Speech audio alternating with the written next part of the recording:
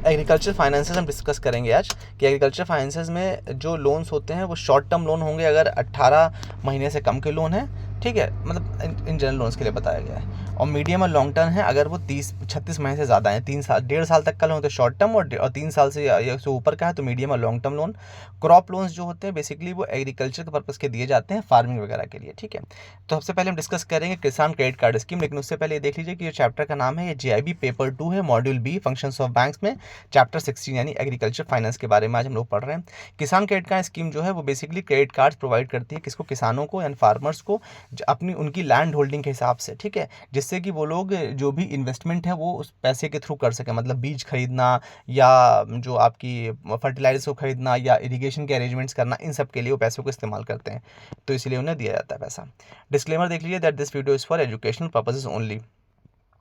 इसमें एलिजिबिलिटी के लिए बताया गया जो भी फार्मर्स चाहे इंडिविजुअल बेसिस पे चाहे जॉइंट बोरोवर में जो कि खुद उसके ओनर है लैंड के वो भी ले सकते हैं, जो टेनेंट फार्मर्स हैं मतलब बटाई वगैरह पे जो लेते हैं वो भी कर सकते हैं, जो ओरल लेसीज हैं या जो शेयर क्रॉपर्स हैं वो भी ले सकते हैं। शेयर क्रॉपर्स मतलब बटाई होता है। SHGs यानी इस सेल्फ हेल्प ग्रुप या जॉइंट लायबिलिटी ग्रुप हैं जो इंडिविजुअल फार्मर्स या टेनेंट फार्मर्स मिलकर ही बना सकते हैं, वो भी इसमें लोन के लिए हकदार है, मतलब एलिजिबल है। फिक्सेशन ऑफ क्रेडिट लिमिट बताया गया है। यूनिफॉर्मिटी पर्पस के लिए क्या करता है, DLTC यानी डिस्ट्रिक्ट लेवल टेक्निकल कमेटी जो है वो हर साल एक स्केल ऑफ फाइनेंस बैंक को प्रोवाइड करते हैं, बैंक्स को, फाइनेंशियल इंस्टीट्यूट को प्रोवाइड करते हैं, जिसमें कल्टीवेशन कॉस्ट पर हेक्टेयर दी जाती है कि भाई कितना हम कल्टीवेशन कॉस्ट मान के चल रहे हैं और कितना आपको बैंक लोन दे सकता है। उसी कल्टीवेशन कॉस्ट के हिसाब से जो लिमिट है वो निकाली जाती है लोन की, कितना लोन देना है, मतलब जो भी स्केल ऑफ फाइनेंस क्रॉप का है उसको, जो भी एरिया कल्टीवेटेड एरिया है, मतलब जो परती वगैरह नहीं होना चाहिए, वो लैंड लेकर के, और प्लस उसके अलावा उसमें 10% जो एडिशनल जोड़ करके, जो कि post harvest house hold consumption, मतलब कि भाई ढुलाई वुलाई लगेगी ना, लेबर वो लगेगा, और उसमें फिर 20% रिपेयर और मेंटेनेंस के खर्चे के हिसाब से, और इसके अलावा जो क्रॉप इंश्योरेंस और एक्सीडेंट इंश्योरेंस होगा वो सब जोड़ करके टोटल लिमिट तैयार की जाती है। फिर हर साल की लिमिट के लिए इसी तरह से 10-10% बढ़ा करके जो लिमिट है वो सेकंड, थर्ड और फोर्थ, फिफ्थ ईयर की बना दी जाती है। किससे, स्केल ऑफ फाइनेंस इसमें मेन है जो कि DLTC देता है। जो भी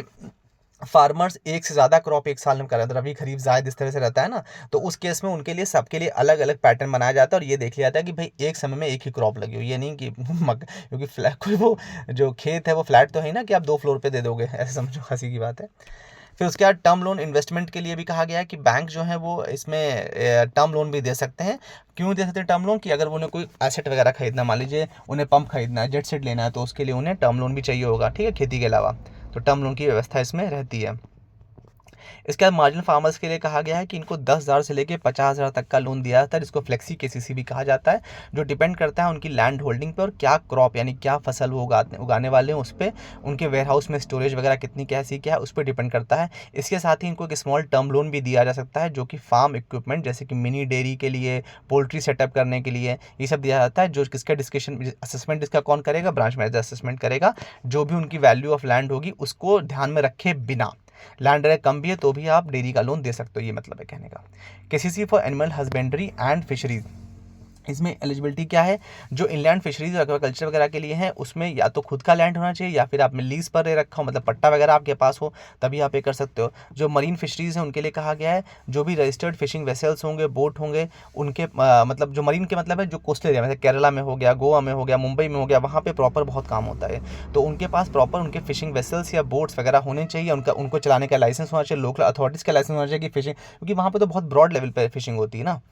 उसके बाद पोल्ट्री और स्मॉल रूमिनेंट के लिए कहा गया कि शीप, गोट्स, पिग्स, इन सब के काम के लिए भी आप लोन ले सकते हो, बशर्ते आपके पास खुद की जगह होनी चाहिए या फिर जो शेड होना चाहिए वो लीज किराए पर होना चाहिए और पूरी व्यवस्था होनी चाहिए जानवरों को रखने के लिए। डेयरी वगैरह के लिए कहा गया है जो फार्मर्स या डेयरी फार्मर्स है, मतलब जो दूध वगैरह का काम करते हैं, डेयरी का काम करते हैं, वो इंडिविजुअली या जॉइंट रूप से भी लोन ले सकते हैं, तो JLG बनाकर, SHG यानी सेल्फ हेल्प ग्रुप बना करके भी लोन ले सकते हैं।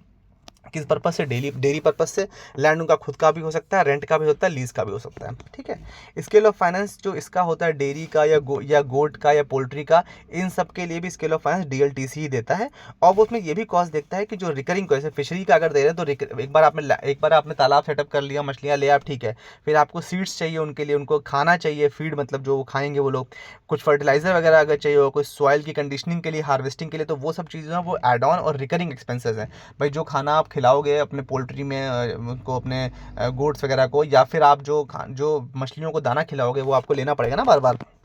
तो ये क्या है, रिकरिंग एक्सपेंसेस हैं जिनको लोन में कवर किया जाएगा, ठीक है। इसी तरह एनिमल हस्बेंड्री में भी आपका रिकरिंग कॉस्ट आएगा, जैसे कि डॉक्टर्स को दिखाना, जो इंजेक्शन वगैरह लगते हैं वो, जो लेबर कॉस्ट आएगी, जो लेबर जो काम करेंगे उनके लिए, वाटर इलेक्ट्रिसिटी सप्लाई, ये सब काम भी, ये सब रिकरिंग कॉस्ट माना जाएगा। ड्राइंग पावर जो होती है वो बेसिकली वैल्यूएशन ऑफ स्टॉक के हिसाब से डिसाइड की जाएगी, जो भी स्टॉक की वैल्यूएशन होगी उस हिसाब से ड्राइंग पावर रखी जाएगी। इसके बाद रिपेमेंट जो होता है ये रिवॉल्विंग कैश क्रेडिट होता है, मतलब पैसा आता जाता रहता है, पैसा आप दोगे, फिर जब वो उसका प्रोजेक्ट मान लीजिए डेयरी है, डेयरी अगर दूध जब बिकेगा वहाँ से पेमेंट आएगा तो आपके अकाउंट में आ जाएगा, फिर दोबारा फिर से निकाल कर ले जाएगा, तो मतलब रिवॉल्विंग क्रेडिट चलता रहेगा। मॉनिटरिंग ऑफ एंड यूज़ के लिए कहा गया कि एंड यूजर फंड जो है वो वेरीफाई करना है, ब्रांच को ऑफिसर ब्रांच वेरीफाई करेगा, ब्रांच ऑफिशियल, और जो फैसिलिटी है, जो भी आप फैसिलिटी दे रहे हो उसको टाइम टू टाइम रिव्यू भी करना होता है।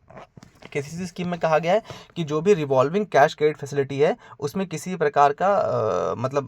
कोई रिवॉल्विंग कैश फैसिलिटी, उसमें किसी प्रकार का डेबिट या क्रेडिट पे कोई रिस्ट्रिक्शन नहीं हो, जितना चाहे, मतलब अगर पैसा है अकाउंट में तो वो कितनी बार भी निकाले जमा कर सकता है।